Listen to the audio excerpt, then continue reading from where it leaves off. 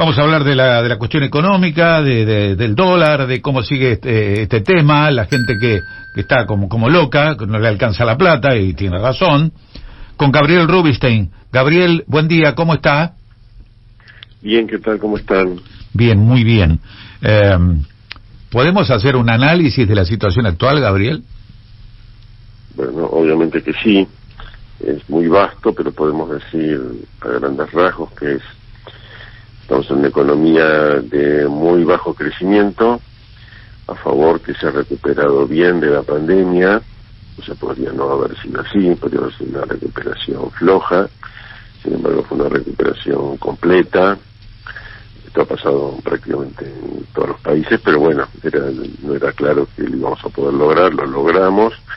Parte de esta recuperación tiene que ver con precios internacionales muy favorables para Argentina, todo lo que es producción primaria, pero digamos lo más importante es que nos recuperamos, ¿sí? Uh-huh. Entonces, pero a partir de ahora, y ya se vio en el último dato de marzo que vino negativo, estamos previendo nosotros desde hace un tiempo ya que la economía se estanca completamente, con pequeños cambios positivos y negativos, pero básicamente estancada. No ayudó este año, no ayuda la sequía que hubo, no ayuda todas las restricciones que ha venido habiendo a las importaciones, y bueno, entonces estamos un poquito, digamos, desde el punto de vista de la producción, básicamente es una economía con muy poco crecimiento, alguna recuperación de la inversión ligada a la construcción, en parte por aprovechar la brecha cambiaria, y material agrícola, también maquinarias agrícolas también ha habido un repunte, porque el tema de de los precios internacionales ayuda mucho. Pero bueno, yo diría, estamos en una economía demasiado estancada, porque son muchos años de estancamiento. Cuando vemos el acumulado, Argentina es un país que básicamente no crece, a diferencia de todos los países de la región, sean más de derecha, más de izquierda, todos más o menos han crecido, y nosotros no. Así que eso es muy frustrante, y tenemos claramente un problema que tampoco tiene el resto del mundo normalmente, que es el de la altísima inflación. O sea que estamos con dos problemas importantes. No crecemos, no generamos trabajo genuino, que sería el trabajo, llamémosle, el trabajo privado, lo único que crece es el trabajo estatal. No hay trabajo, o crece el trabajo de muy poco valor, digamos, con muy poca de mucha precariedad, pero no crece el trabajo privado registrado no crece, la economía no crece, y tenemos altísima inflación. Ese sería, para empezar, digamos, el diagnóstico más general, ¿no? Gabriel, los países de la región crecen, nosotros tenemos el tema de la inflación.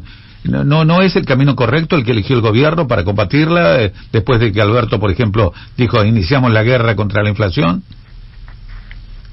Digamos, Argentina no...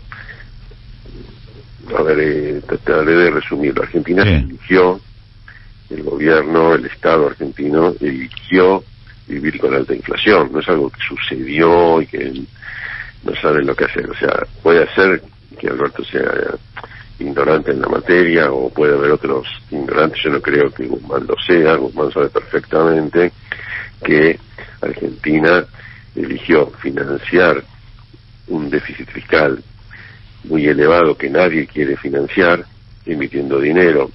En esas circunstancias no había otra chance que esto terminara con la alta inflación. Ese es el marco de política general que creo que cualquier economista serio de derecha o de izquierda, hace poco vino Jeffrey Sachs, por ejemplo, uh-huh. que es bastante de izquierda, podríamos decir, en ese sentido, lo que es a nivel de economía mundial. Eso claramente acá también hay problemas. Si nadie quiere, cuando los países tienen déficit fiscal, es porque tienen maneras de financiarlo, no con emisión monetaria. Cuando un país decide tener déficit fiscal y financiarlo con emisión monetaria, significa que está decidido a tener alta inflación, que es lo que pasó en Argentina. Entonces, por acción, por omisión, se entiende que los gobiernos, y en este caso el gobierno de Alberto Fernández, elija la inflación, porque es difícil políticamente, no es económicamente, sino políticamente es difícil aumentar impuestos y es difícil bajar gastos. Entonces dicen, bueno, ya que no podemos aumentar impuestos, ya que no podemos bajar gastos o no queremos, y bueno, que el ajuste lo haga el mercado con sobrante de dinero que se vuelca a la inflación. Eso es una manera de como hacerse el distraído. Argentina lo usó muchísimas épocas. Otros países aprendieron que eso es una mala política, que es mejor dar la cara y que si nadie quiere financiar el ajuste fiscal, bueno, hay que tener equilibrio fiscal, como que sería el caso de Argentina, que tendría que haber tenido. Y bueno, entonces el gobierno decidió. Ahora, una vez que decidió tener alta inflación, se asusta cuando la inflación debe ser del 40, 45, 50, que era un poco lo que se preveía, digamos, de 40, 45 que se preveía con el fondo, se le escapa. Es cierto que se le escapa del 50, llamémosle al 70, en este momento, por algunos factores que son ajenos al gobierno, que son la suba enorme, digamos, de los precios de alimentos, de los precios de logística, de los precios de transporte y especialmente de los precios de energía. Ahí podemos hacer otro capítulo, que Argentina debería haber sido en este momento un exportador de energía y hacer bingo, porque seríamos exportadores de granos y de energía, que es lo que más subió en el mundo, pero no lo podemos hacer, porque lo que mejora de agro se perjudica de energía, porque no invertimos en vaca muerta, nos dormimos durante años. Entonces, entonces tenemos esta situación donde a una inflación altísima de origen macroeconómico del orden del 45-50%, le agregamos una serie de puntos por el tema internacional y bueno, y ahí cuando uno quiere administrar una inflación tan alta se hace muy difícil. Tratar de administrar una salida ordenada de la cancha cuando hay tumultos, en fin, es como cuando ya el ambiente es muy inflacionario y cualquier cosa te dispara la inflación un poco más arriba, y la guerra contra la inflación es simplemente tratar de bajarla del 70 a menos del 60 o 55, pero no es una verdadera guerra, ¿no? O sea, claramente el gobierno necesita alta inflación porque no se ha animado a bajar, digamos, gastos ni a aumentar impuestos. ¿Corremos, Gabriel, el peligro de una hiper? No es el único gobierno, no es el único gobierno que ha hecho eso, pero este gobierno lo ha hecho también. ¿Corremos riesgo de una hiper? Y hay yo diría, para nosotros en nuestra consultora estimamos en el escenarios base y escenarios negativos y positivos. En el escenario base estimamos que no, que la inflación de este año va a ser del 70% y que el año que viene puede bajar a menos del 60%. Ahora, porque las condiciones macroeconómicas así lo permitirían. Pero el riesgo está. El riesgo, damos un escenario, digamos, de 15% de probabilidades a que es un escenario de hiperinflación en Argentina, que debería venir si hay una crisis política mucho más fuerte que la que hay ahora, digamos, donde se sienta que como que hubiera cierta anarquía, y también lo habría si el gobierno decidiera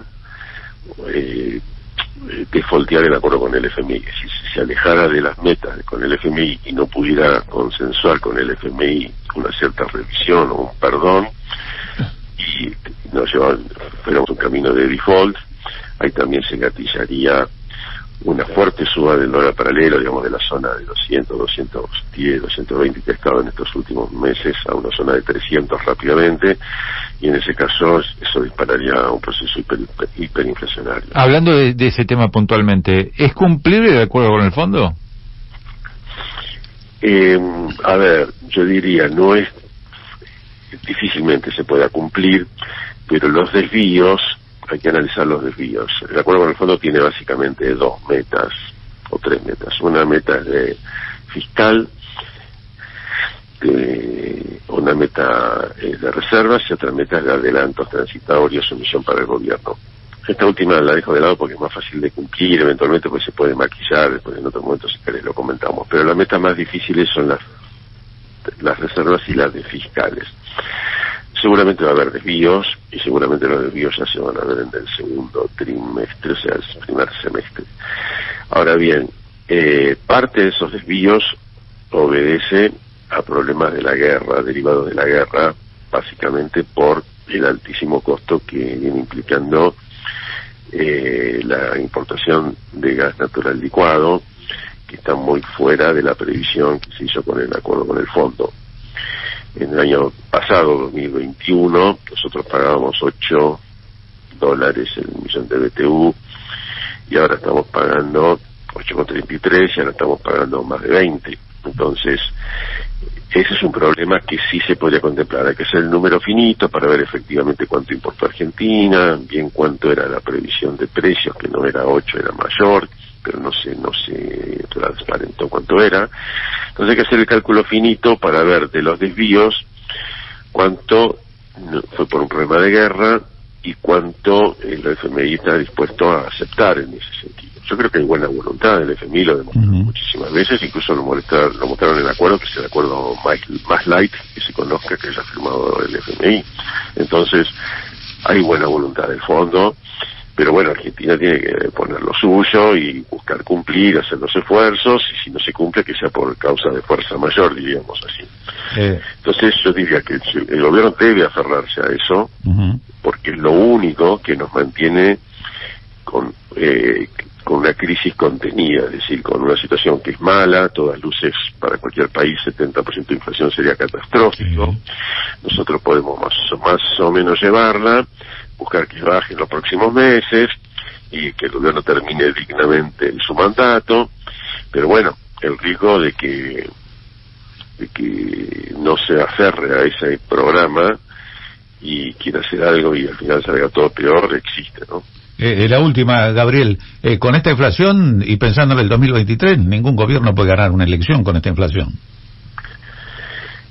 Cuando un país no crece y tiene altísima inflación, y por ende siempre los salarios tienden a estar rezagados, es muy difícil ganar una elección. Yo creo que esa es la composición del lugar del kirchnerismo, que ya dio por perdida la elección y entonces prefiere mantener llamémosle así, fidelidad en sus votantes, ocupar el espacio que podríamos llamar que sea el espacio general de la izquierda.